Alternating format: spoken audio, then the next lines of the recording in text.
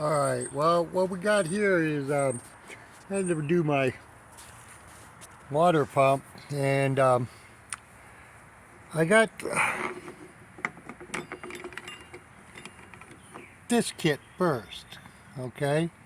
And I don't know if you can see it, but what happened is when I was installing it, okay, I went to torque down and it cracked, right?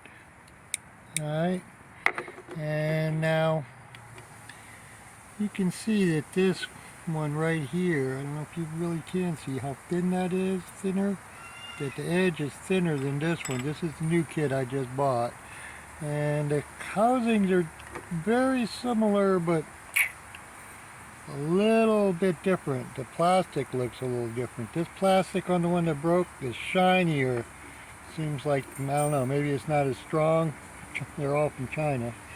But other thing I had noticed is it seemed to me when I installed this down in there, okay, even if I tried to get it all the way in, it still had a tiniest bit of lip sticking up over the edge.